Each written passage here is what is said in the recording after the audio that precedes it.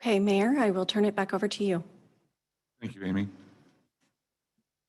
Good evening and welcome to the May 27th, 2021 meeting of the Citrus Heights City Council.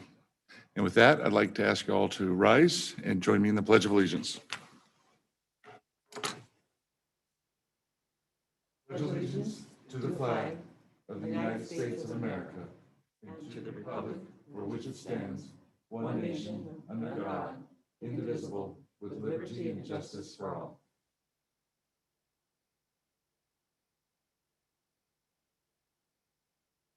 Madam Clerk, would you please call the roll? Councilmember Bruins. Present. Councilmember Daniels. Here. Councilmember Schaefer. Here. Vice Mayor Middleton. Present. And Mayor Miller. Here. This meeting of the Citrus Heights City Council is cablecast live on Metro Cable 14, the local government affairs channel, on the Comcast Consolidated Communications and AT&T Uverse cable systems. This meeting is closed captioned and live streamed at citrusheights.net. Tonight's meeting replays on Monday, May 31st at 9 a.m. on Channel 14. This meeting can also be viewed on the City of Citrus Heights' YouTube channel. Thank you, Amy.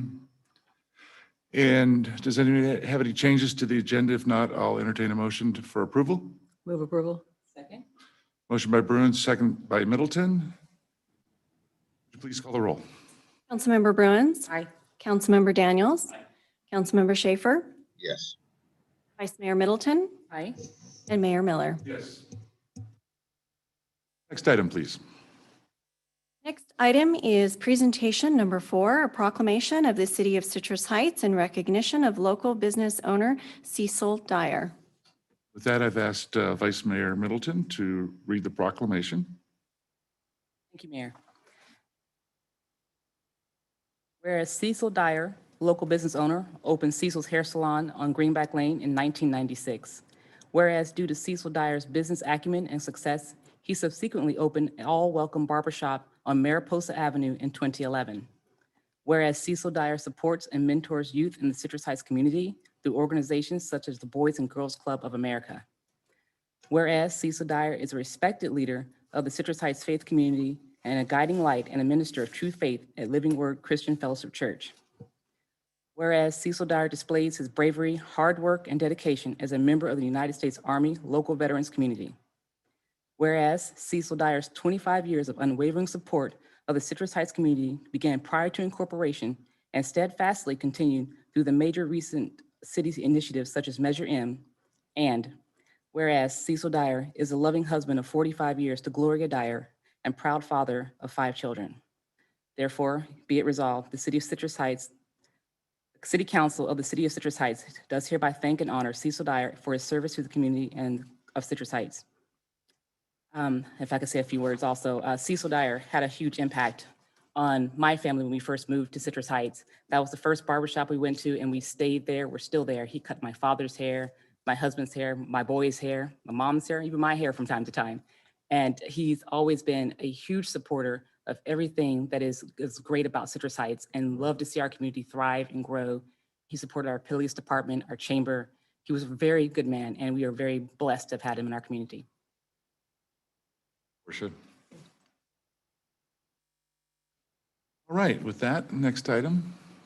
I would like to know that the family was invited on, they're on as a panelist on the Zoom tonight as well. Would they like to say anything? Hi. Yes. Yes, I'm Gloria Dyer, the wife of Cecil Dyer, and I would like to say I am so appreciative of this honor bestowed upon the memory of my late husband. He really has loved Citrus Heights. We've lived here for over 30 years and been active in the community. The people here have been so good to us. And it has just been a wonderful place to live and raise our children, as well as have our church here. We have just been this community has just been wonderful to us. And we are so thankful that the city has recognized his value to this town that he has loved so much. It was a great privilege for him to serve this community and the many people who came into his shop as well as into our church. Thank you so much. You're certainly welcome, and we will get you the proclamation so you can display it in a prominent location in your home, Gloria. Thank you. Mayor, Go ahead, can I Mr. say Daniels. something. I believe it was Portia that brought this to us, and I want to thank you for that. There are people like this that live in our city, work in our city, I think we would do well to recognize them more. And so I would say to my fellow council members to find those stories and bring them forward. Obviously, this great man did a lot of great things for this city, and it's wonderful that Portia brought this to us so that he could be properly recognized. Well, I concur with it, and I want to thank you, Gloria. I know you served alongside your husband for many years, and you are a star family in our community, and we hope to see many more just like you come to Citrus Heights. Thank you. And also our children all went to San Juan High and did well afterwards. And my daughter Johanna is right here too. She went to San Juan High and she graduated from Stanford and also Harvard Law School. So Wonderful. Citrus Heights has been good to our children, and our other ones have done well as well. As a former Spartan, thank you for sending them to the best school in California. Second best in Citrus Heights, but that's debatable. Thanks, Gloria. Okay, I think we're ready for the next item. The next item is presentation number 5, a proclamation of the City of Citrus Heights proclaiming May 28th, 2021 as Orbisculate Day. Okay, when I saw this on the agenda and went under review, I said, what is that word? And can you use it in a sentence? Well, I now know what the word is because tonight we'll be reading a proclamation for Jonathan and Hillary Krager, 2 siblings who are working hard to uniquely honor their late father, Neil, who passed away last year from COVID-19. A few months back, our city was tagged in a Washington Post tweet, linking it to an article outlining the Krager family's plans to honor their father, who playfully invented the word orbisculate while he was in college to describe when citrus fruit squirts in your eye. Then proceeded to use it so often that his kids were shocked to discover it really wasn't a word at all and it wasn't in the dictionary. So Hillary and Jonathan have launched a campaign in Neil's honor to get orbisculate into the dictionary. Of their 78 goals to legitimize the word, getting recognition from our city of Citrus Heights is number 5 on their list. Their efforts have received publicity from the Washington Post, National Public Radio, The Ellen Show, CNN, CBS, and many others. The family is from back east, New York and Boston, so we're glad they can join us over Zoom for our tribute tonight. When we read about their story, it resonated with us as it clearly has with so many, and we are honored that the city of Citrus Heights can be part of their campaign. I want to read a little excerpt from the family's website for the campaign, which is orbisculate.com. Last spring, our dad passed away from COVID-19. The pain hasn't left us, but neither have the lessons he taught us. To find a way to laugh, even in dark times, to follow your own path, and when you don't like the solutions in front of you, make up your own. This is not the standard tribute for a loved one, but he was an unconventional person, so it seems fitting to honor him in this unconventional way. And now I will read the proclamation. Whereas the city of Citrus Heights is a community that celebrates resourcefulness and pragmatism, especially in the face of adversity, and our community uniquely understands the importance of nomenclature, as our city was named in 1910 by a real estate developer who hoped the vision of citrus groves would attract more people to the area. And the community of Citrus Heights recognizes how hard the COVID-19 pandemic has been on those who have lost loved ones. And we look to celebrate the spirit of families, connectivity, creativity, and humor. The Krager family has gained nationwide recognition for honoring their late father, Neil, who died of complications from COVID-19, by working to get this made-up word, orbisculate, recognized in the dictionary. So now, therefore, be it resolved that the City Council of the City of Citrus Heights does hereby proclaim May 28th as Orbisculate Day, and do hereby urge all Citrus Heights community members to embrace this new word, which is an intransitive verb meaning to accidentally squirt citrus juice and or pulp into one's eye, as from a grapefruit when using a spoon to scoop out a section for eating. We honor the Krager family's spirit and determination, which has earned them nationwide publicity, and we wish them all the best in their mission to get the word orbisculate recognized by the dictionary. So we have set our hand and sealed this 27th day of May 21st, signed by myself and the city clerk of Citrus Heights. And with that, I'd like to invite the family to join us and say a few words. There they are. Well, thank you. We just want to say thank you so much. What you wrote was just such a wonderful tribute, and also to be honored alongside another, which sounds like really great father and husband, is really special as well. So thank you very much for embracing our word and for making us a part of your city. I think one of the things that's been so special about what we've been doing is how much we've been able to connect with people all around the country and find a way to have something to share and to have something positive in a dark time. And so being able to come thousands of miles through the Zoom screen to feel that we're in Citrus Heights with you and that you're with us in this campaign. It's really meaningful, and we're so grateful for your work and reaching out to us and putting together this great honor. So thank you very much. We really appreciate it.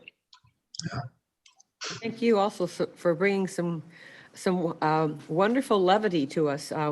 We are so sorry for the pain and loss that you've experienced this last year, and it's a very special tribute to Citrus Heights and to you that you're able to reach through that and bring some joy and some laughter and some commonality around the United States. So thank you for that.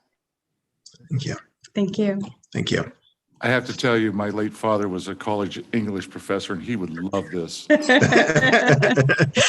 wonderful. It's good. He You might started have that been- sentence. I wasn't sure which way you were going to go. Is he going to love it or hate? Okay, good. One of the little side jobs he did is he edited dictionaries, so I think there's a connection. No. Wow. We could use his help. We'll see if we can pull some strings. Thank you. Thank you.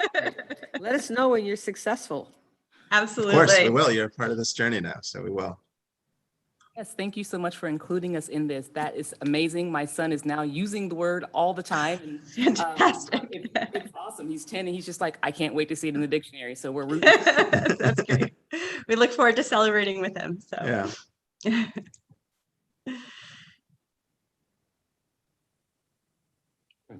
Oh, okay.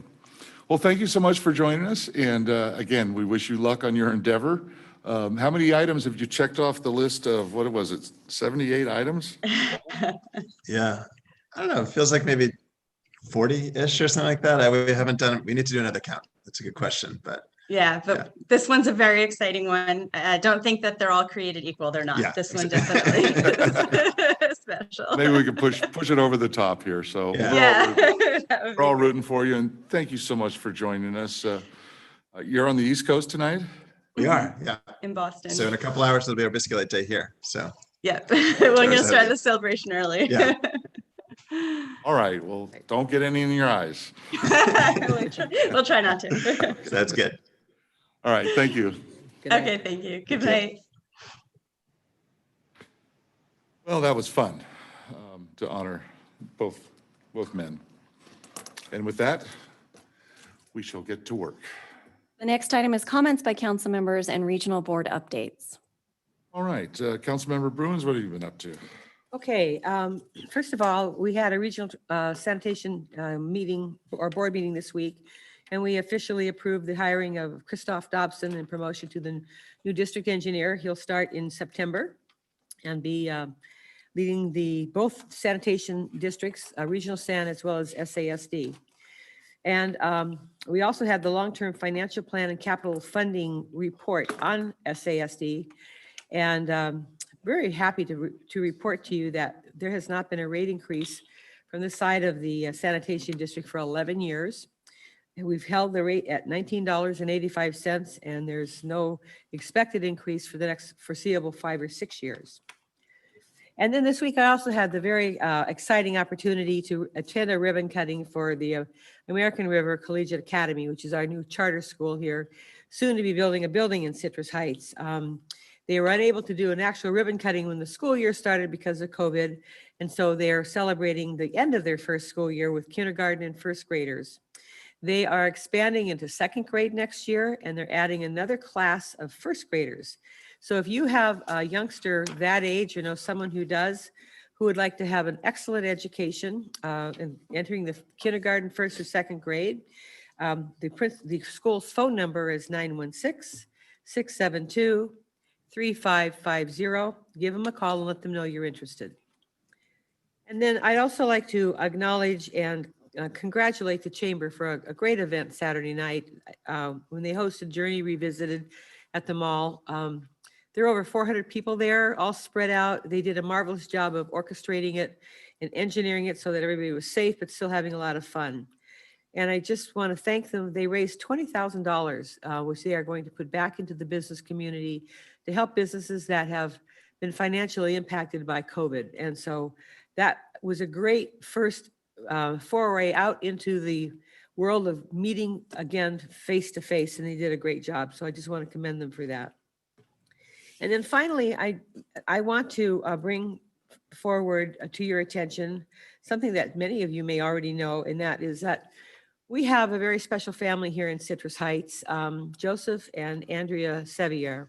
Joseph is the managing partner of the Texas Roadhouse and has made it his mission and his passion to give back to this community, which he has done in very wonderful ways. He's supported the Police Activities League. He supported the Sayonara Community Center. He's loved by his employees. He actually has an employee that travels from Modesto every day to go to work for him. And they learned within the last month that their little one-year-old son, Milo, has a brain tumor. In fact, I think he has a few brain tumors, and it's in his spine as well. And I'm really pleased. They put it out on Facebook so the community would know. They're a family of faith. They trust God for the outcome, but still, this is tough. So I want to thank the Sentinel for running a lead article about them and getting out the word. And I want the rest of the community to know, who hasn't heard about this already, that there is a Facebook page dedicated to Milo and supporting him. It's called Friend Updates at facebookmail.com. You can see pictures of the family. You can give them well wishes, and you can support them in another way too, because one of their closest friends and employees started a GoFundMe page. And so if you go to GoFundMe.com/Roadies, ROADIES -4-baby-Milo's-recovery. The level of love that the community feels for him is really evident in that their goal is to raise $100,000 to support the family as they make excursions to San Francisco. The baby is undergoing their first level of treatment right now, chemotherapy, and to help offset some of the costs. And I think as of today, they've raised nearly $30,000. So if you'd like to help this family who's given so much to Citrus Heights, please do so. And thank you. Thank you, Jeannie. Councilmember Daniels? Thank you. Air Board meeting today, not a whole lot. The main thing was that we did approve the budget for the upcoming year at a little more than $60 million. It has a built-in deficit of some degree, kind of a concerning degree. And one of the comments that was made was they'll be coming back later in the year to look for additional funding. And I don't know where they're going to find it, but cleaning the air is very important, obviously. But at some point, what's happening is that we're getting a lot of mandates that are coming from either the state level, the federal level. In 2015, the attainment levels were changed. They were lowered dramatically after they had been achieved. And it's causing a lot of problems. And one of the things that's going to happen is that there is, and forgive me, I can't remember what it stands for. It's BACT guidelines, and it deals with engines and generators and stuff like that that are large, very large. And when new companies are going to be coming online or companies replacing things and upgrading, they're going to be looking at a lot more fees. And I'm very concerned about that type of thing because we're already seeing an exodus of companies out of California as we throw more and more onto them. And so it's just very concerning. And I just don't understand why there's not enough pushback. And so hopefully we'll see some pushback because, we're tired of extra money being asked for. We're tired of extra taxes. And at some point, there has to be a reasonableness to it. So I'll get off that bandwagon. I was very pleased to attend the concert along with, I think, all of the council members. Oh, Steve, okay, I heard there was a sighting, but okay. But what a great event put on by the chamber. And like Jeannie said, 400 people there. It was rocking. And they are Journey revisited, but my God, if you close your eyes, you think you're listening to Journey. And the lead singer lives right here in Citrus Heights. So it's wonderful. They're extremely talented. And everybody had a really, really good time. It shows that the community will come out, it will support events, and I hope it's the thing that we look at and or somebody else looks at when it comes time, hopefully, to do something with the mall property, because I believe that the success of that property lies in changing it to an entertainment type venue and everything else around it, supporting that. On Thursday, I attended the Sue Frost Citrus Heights community get together, about 50 people, good people. And she answered a lot of questions, talked about homelessness, talked about Laura's Law, which it deals with people experience mental issues who are usually involved in homelessness, and it creates a path for them to get off of that and get help. And what we don't know is, it looks like the county will take on the program for sure. But what was uncertain is whether that stops at the city line. And so that's being looked at. And I think if it does stop at the city line, it might be something really worth our dollars to look at, maybe putting some into.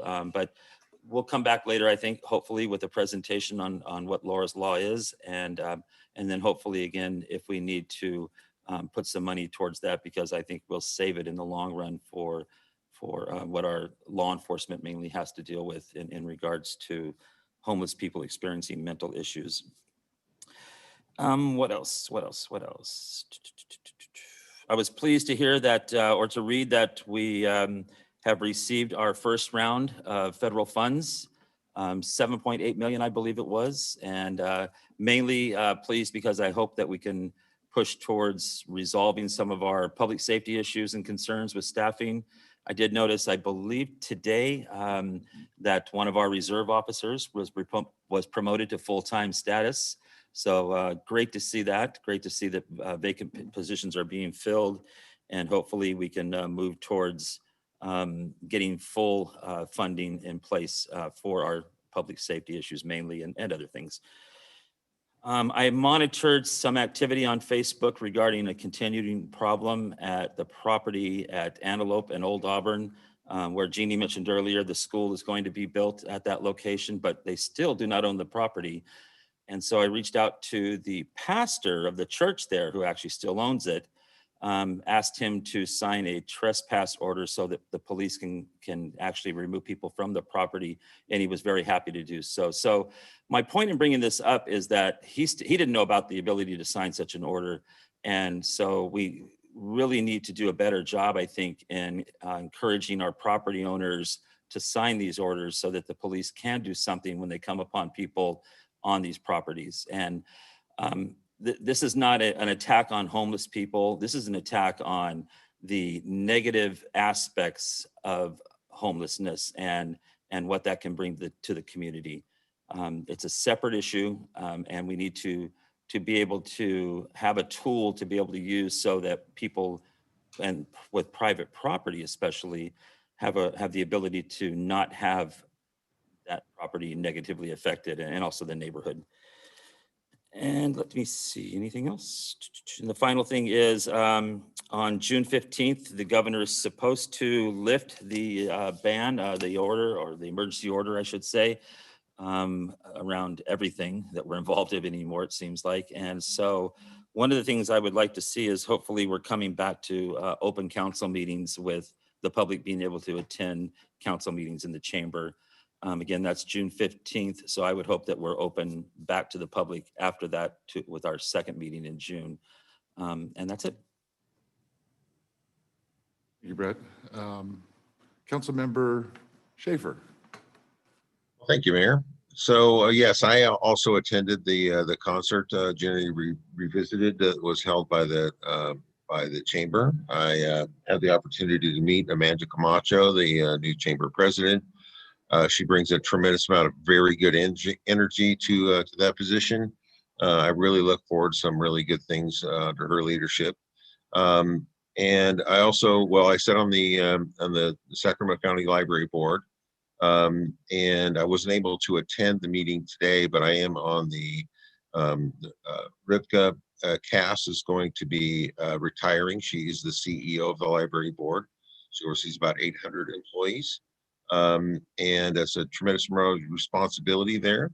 But I am on the committee to hire a new replacement CEO. So I'm very excited about that. She's been extremely communicative as far as the process goes. I think that there's a lot of insight that we can sort of glean from that, but as we all have our own challenges in that respect.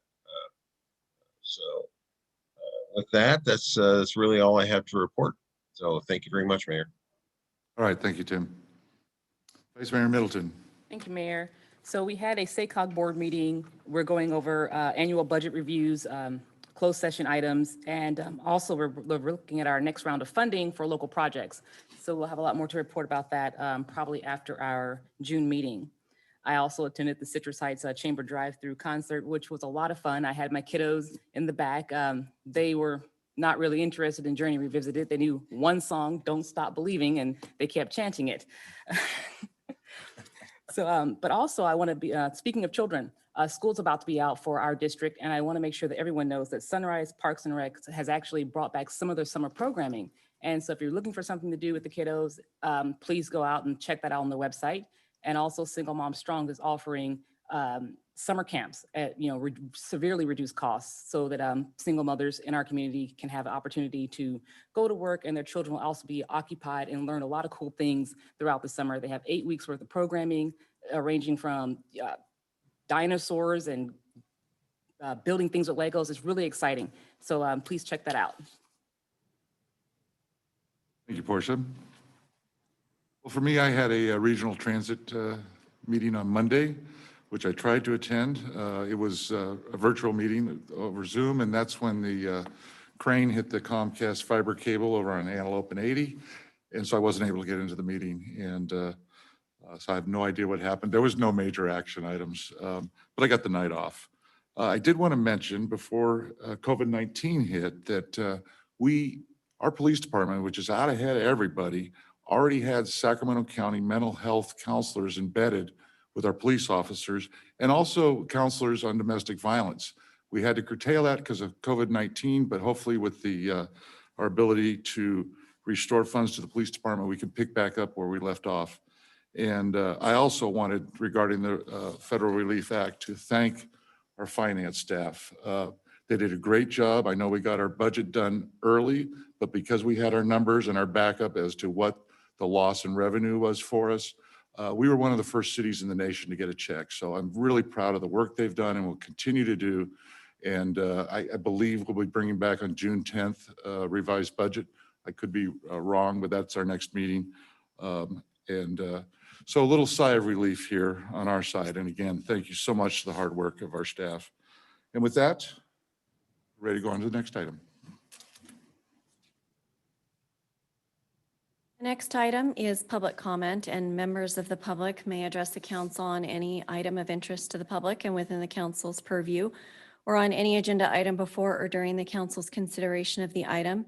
Speakers will be limited to 3 minutes each. If you wish to address the council during the Zoom meeting, please use the raise hand function or *9 from a telephone to indicate your desire to speak. When your name is called, the city clerk will allow you to unmute your microphone to speak.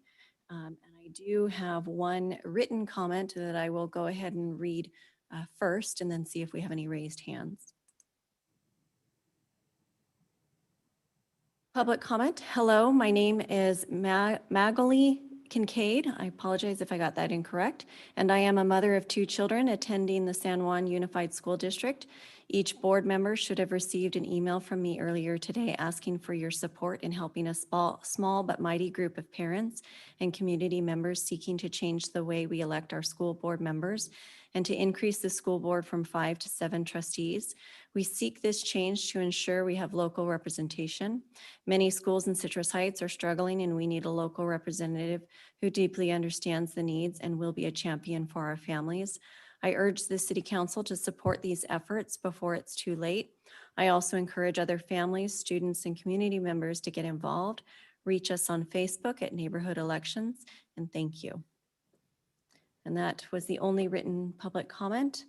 I do not see any raised hands. Okay, well, if there's no more public comment, we can move on to the consent calendar. Next item is consent calendar items 6, 7, 8, and 9. Approval. Second. Motion from Daniels, second from Bruins. Clerk Van, would you please call the roll? Councilmember Bruins, Aye. Councilmember Daniels. Aye. Councilmember Schaefer, Aye. Vice Mayor Middleton, Aye. and Mayor Miller. Yes. Consent calendar carries 5-0. Next item is public hearing, item number 10. The subject is draft amendment to the general plan housing element. The recommendation is to review and comment on the revised draft amendment to the general plan housing element and adopt a resolution finding that the adoption of the amendment to the general plan is exempt from CEQA per section 15061B3A and adopting the draft amendment to the general plan housing element as final. Thank you, Amy. Can everybody hear me okay? Welcome, Eric. Thank you very much. Mayor, council members, as Amy mentioned, tonight we'll be discussing the housing element update, specifically discussing HCD's review of the proposed draft housing element since the council reviewed this draft element in January and the recommended changes that they made. To let you know as well that staff has worked diligently with HCD to incorporate all the necessary revisions, and as of our last correspondence with HCD, we are anticipating a letter of compliance after their public review period closes.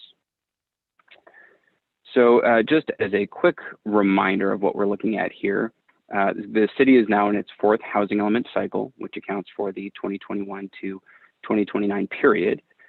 This updated housing element will reflect the new housing needs projected by the Sacramento Area Council of Governments, or SACOG, and the available population and housing data that's been made available by the U.S. Census Bureau, as well as various other agencies. So this timeline shows the actions taken on the draft element since the first Planning Commission meeting held in December. After Council's recommendation to forward the draft in January, HCD provided its first feedback letter in March, which included a requirement for an analysis and programs related to affirmatively furthering fair housing, or AFFH for short. Unfortunately, they did not release their guidelines for the required analysis until the end of April, and I'll go in more detail on that in a moment. But after providing the necessary revisions, staff resubmitted the draft element to HCD for review, and we received one last comment letter on May 11th, pointing out just a few other minor changes to be made.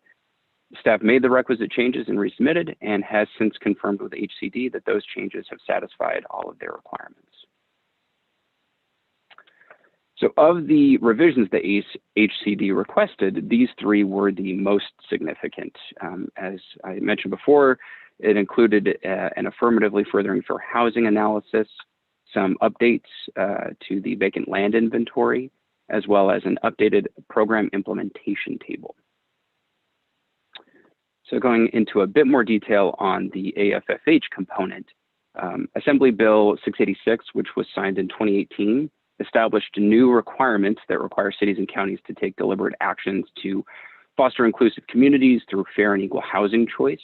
So this would be done by establishing policies to address disparities in housing needs, access to opportunity, patterns of racial and ethnic segregation, all of which is collectively referred to as the AFFH process.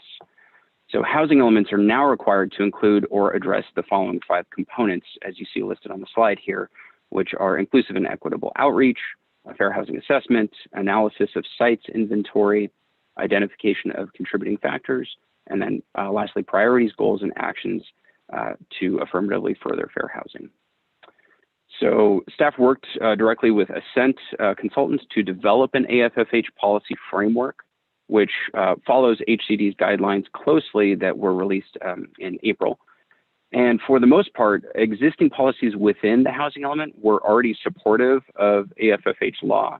HCD did require additional policies that would bolster it further, and those can be seen as Policy 28.9 in the updated general plan. So in regards to the vacant land inventory, after initial review, HCD requested that the city make changes to its unit estimates to show that the large sites listed in the inventory could realistically accommodate the low income unit requirement. Staff revised our vacant land inventory and sent it to HCD on April 8th of this year. And these changes are reflected in the attached draft. Overall, the total number of units in the vacant land inventory, and this is the most important takeaway, exceed the city's RHNA share by 156 units, with the additional banked units listed there on the bottom right-hand side that technically are not counted as being counted towards RHNA, however, provide a backup, as it were, in case any of the developments that are listed towards RHNA end up not going through. So lastly, the program implementation table is a schedule of actions that help achieve goals within the housing element. There are 4 components required within this implementation table. Those include the actions themselves, timelines for implementation, quantified objectives, what we hope to achieve from each of these actions, and the agencies responsible. So specifically, HCD requested that the city include a few additional programs and tweaks to existing programs that assist in the development of adequate housing to meet the needs of extremely low, very low, low, and moderate income households. Staff made these changes and provided an updated policy table to HCD, which included all the requested policies on April 27th of this year, and that satisfied all of HCD's requirements. Nothing has changed in our assessment of CEQA. So again, this housing element update does qualify as exempt where the amendment does not have the potential for causing significant effect on the environment, falls under the common sense exemption within CEQA. This applies, all land within the vacant land inventory is currently entitled, has had some level of environmental review in regards to CEQA. And there are no significant policy changes that would have any environmental impacts. So this is staff's recommended motion on the item, and I am available to answer any questions you may have on the subject. Thank you. Thank you, Mr. Singer, for the comprehensive report. This is a public hearing, so first I'll entertain any questions that the council members may have. Then we'll open up the public hearing and then finally consider the resolution. So with that, are there any council questions? I'm seeing no. So I will open the public hearing and see if anybody would like to comment on this. And I do not have any written comment, and I do not see any raised hands. That's because of the thoroughness of the report. I will close the public hearing and look for a motion, comments. No comments, and I would like to move that we approve the resolution of the City Council of the City of Citrus Heights, finding that the adoption of the amendment to the general plan is exempt from CEQA for section 15061B3A and adopt the draft amendment to the general plan housing element as final. And I'd like to second that with a comment that I can tell that there was a tremendous amount of work that went into this this report. Very very thorough, very well done, Eric and the planning team. Okay, so there's Thank a you. motion by Bruins, second. I was gonna say second by Middleton, kind of beat Tim to the punch, but I'll give the second to Mr. Schaefer. He had to travel thousands of Yeah, miles to get that second. His voice took a lot longer to get here, and the rest of us are in person. So with that, would you please call the roll, Amy? Councilmember Bruins, Aye. Councilmember Daniels, Aye. Councilmember Schaefer, Aye. Vice Mayor Middleton, Aye. and Mayor Miller. Aye. Next item, please. Next item is department reports, and we do not have any. The next item is city manager items. No, thank you.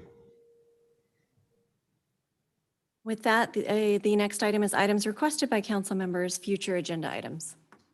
I do have one, and it's because it's that time of year, and I know it's an irritation to a lot of our residents and a lot of our council members as well, and that's illegal fireworks. And I would like to at least ask staff to look into alternatives. I'm aware of some resolutions that have been, and ordinances that have been passed by other cities that would make the property owner where illegal fireworks are being set off responsible.